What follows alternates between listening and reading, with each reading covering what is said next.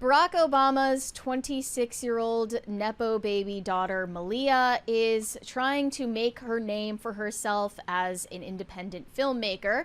And she just directed a commercial for Nike that was starring Asia Wilson, a WNBA player. But the response is split, and some people are saying that Malia Obama plagiarized an indie filmmaker's short film called Grace for her material in the ad. And Natalie J. Harris is the name of this indie filmmaker. She did an interview with Business Insider, and it says, "I see echoes of my short film in Malia Obama's Nike ad. It's part of a bigger problem." So a lot of people posted this side-by-side comparison of the short film Grace, comparing it to the Nike ad with Asia Wilson. Do you have that? Yep. Well, do we want to play the one where they're to get like the two are playing together? Okay, here we go, guys. Again, this is about 19 seconds. It's a bit of a reach, in my opinion, because the short film is 14 minutes long and the Nike ad is a minute long. But here, we'll see. Here we go. No audio. So you're looking through the doorway, and nobody's ever shot through a doorway before. Dark on the inside, and then they, if you see, they're playing patty cake. Well, here's the thing: they're only playing patty cake through the doorway in one of them, and the other one they're not. So that's actually not the same. Mm-hmm. But then it cuts to a shot of patty cake where they are. It is filmed in the same. It's shot in close up for most of the shots for the facial expressions, and then it goes to mid shot, and then what's funniest about this is that we were mentioned like they competed against each other at Sundance, correct? So it's not even like Malia can say that she doesn't know that this exists. This is what leads me to believe the indie filmmaker has an argument, because she met Malia Obama at Sundance. Both of their short films were shown at that event. So Malia Obama definitely watched the short film, and it probably, if anything, subconsciously just was stirring around in her mind and gave her the inspiration. Uh-oh. But Natalie Harris is now hinting that she is going to threaten legal action against Malia Obama for this. She said, "It's devastating, but at least you can hopefully see this is about more than just patty cake." And I don't know if I totally sympathize. She said like pat a cake. Pat a cake. Is it actually called pat a cake? I always thought it was patty cake. That's what I thought it was growing up. That's what I did too. She said, "I met Malia at Sundance in 2024 when Grace, her short film, and Malia's short film, The Heart, were both in competition with each other. We saw each other at the director's brunch and a couple other events. Initially, I was disappointed and hurt, not just for myself, but my entire team. I sent the commercial to my friends who had the same reaction I did." She said, "I haven't heard from Malia Obama or Nike since speaking out, and I would like for there to be some acknowledgement. I was hesitant to speak out since it involves a former president's daughter and the beloved brand like Nike." Well, that's privilege, if ever there was one, is the privilege to not have people call out your bullshit because you're part of a political family. Criticizing something involving the WNBA was also hard because it means a lot to me personally. As a black lesbian, she means. And it already gets such a lack of spotlight. That's because nobody cares about the WNBA. There was literally just the other day, I don't remember who it was, called out Dave Portnoy for betting 25 grand on a WNBA game. They're like, "This means you have a problem, bro." Yeah. Like he won too. He won like he like turned a parlay and won like. It's bad enough watching WNBA, but if you know what you're doing, that's even worse. Like they're like if you've reduced yourself to betting on the WNBA, you're officially like a gambling addict. I think we'll be able to tell if Natalie's lawsuit is doing well if her house gets drone striked. I think that's, that's typically common with the Obamas. Or if like a chef ends up dead outside of right. Then we know. They have shooters in the Obama family.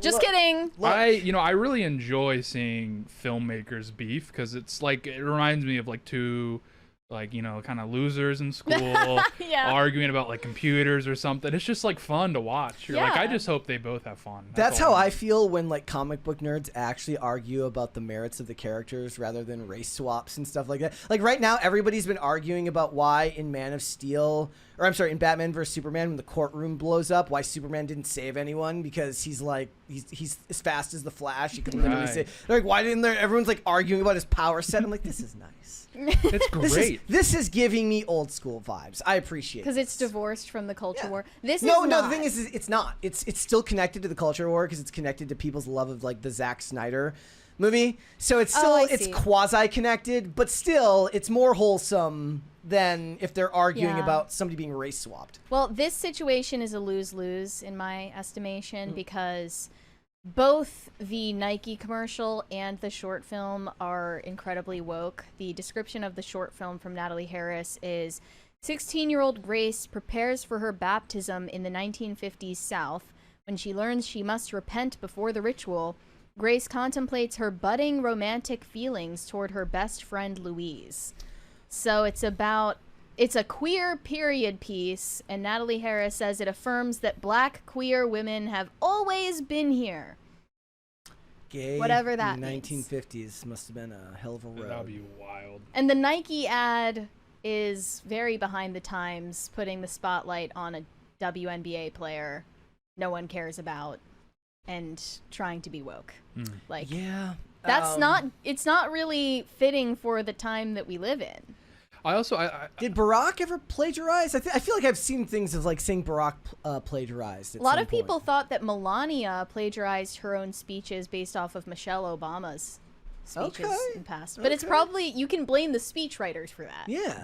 Not Melania herself. I mean, that just shows a problem with the speechwriter not understanding like the nature of the person giving the speech, because the type of speech you'd expect from Michelle Obama isn't the type of speech you'd expect from Melania Trump. They're completely different people. I didn't know Melania spoke English till like 3 years into the presidency. So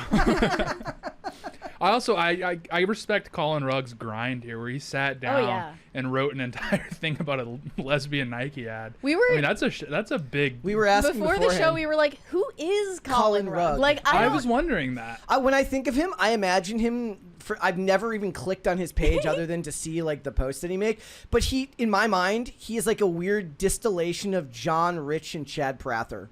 And they've just come together to form Colin Rugpull. I think it's Ian Miles Chong was feeling the heat, so he made an AI white guy. Yeah. Well, Colin Rugg claims to be the co-owner of Trending Politics, and he was one of the ex-engagement farmers that spread this story around to make it viral.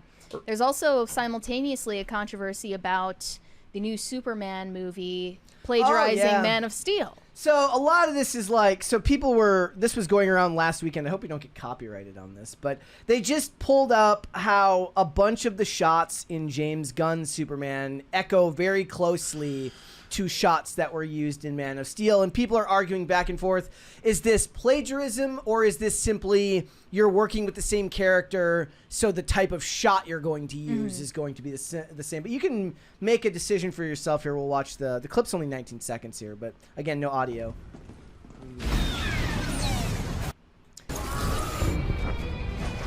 Man of Steel just looks better. A son that's younger. The aspect ratio is different. Is it because Man of Steel was made for IMAX? One was probably taken directly from a DVD rip rather than... Okay. So who are these people that are mad at, like, oh, Superman's flying? They did that in the last movie. Well, no, like, so people, especially when it comes to Zack Snyder movies, get very, very, like, just recently, somebody got very mad at me because I said that I was kind of excited to go see Superman. Like, he's like, you're lying, and I'm like, okay. Like, how are you supposed to defend yourself against I mean, but they're that? mad at me for saying I tacitly said that Jurassic World looks kind of cool, and they're mad at me about that too. Like, yeah, what are they gonna say? Oh, there was dinosaurs. People they're copying. love, like, it's like if you like anything, people in the Reddit are like, hold up. Yeah. Hold up. It's filled with contrarians. Well, I said people get mad at you for here. liking things, and they get mad at me for disliking things. Yeah. So we can't win. You can't win. And look, I don't think that it's going to reach the visual look of Man of Steel, but I do appreciate, for just given the way movies are made these days, special effects done in the daylight rather than permanent dusk, which is where everything is filmed now to hide bad CGI. Yeah. So that's fine, but it just shows you that there are a bunch of shots that are at least similar in there. Now, the one that I thought was like, okay, a lot of this is like, look, Superman flies. That's fine. Like, okay, fine, whatever. But the choosing to throw like a can at him twice, that could be taken from the comics. I don't know. Like, if it's taken from the comics, then fair play. But in general, one of the coolest things they did do, and this is why bullying studios does work, in the trailer for the original version of the James Gunn Superman movie, when he gets hit with the can or whatever it is, he blinks, and they're like, Superman would never blink if he got hit in the head or the back of the can. They removed it in the new version of the trailer. With AI? I mean, they probably just, not with AI. They don't need to do AI to do that. They probably just did that with motion graphics. Okay. Post-production. So I thought that was kind of cool. But what anyways, do we think? Do we think Malia Obama knowingly plagiarized? Probably. Or it was just subconscious thing that was just like she had seen something similar and didn't realize she was replicating. Well, I didn't realize there was a copyright on patty cake now. Like this is bad news for. She invented patty cake. Yeah, the pre-K community's in trouble. They're gonna get lawyers coming after them. I don't know how it works legally. Like, I think you have to prove that the person knew what they were doing when they replicated your content. It would be very hard to prove. Yeah. So she's kind of down on her luck. And everyone knows, like, Malia Obama is just going to be given opportunities because of her last name. But There's she doesn't new use her last name. That's what she does. She goes by Malia Ann. She doesn't go by Malia Obama. I guess they had no idea. They're just like, this would be the greatest story in history, is like some like alt-right filmmaker hires her by accident and is like, oh, crap! Yeah. Well, that was like LeBron James Jr. used to not wear 23 because he was like, I don't want to build on my dad's legacy. And everyone's like, at number 6, LeBron James Jr. You're like, who is that? Like, LeBron James Jr.? Who is this person? It's like she's showing up to Sundance in Groucho glasses so that nobody knows she's related to the Obama family. Yep. Yeah, I'm sorry. I'm not buying that. And if she went by like Malia Trump, they should throw some people off. They could throw them off, yeah. Right. So, I mean, personally, I respect not using the last name for clout, but let's be real. In the information age, that's but a mere... You're not fooling anyone. You're not fooling anyone. Yeah. All right. Thanks for watching. Listen to full episodes of Pop Culture Crisis on Spotify. Keep up with us on social media and make sure you subscribe and ring that bell so you never miss the show. Bye, guys.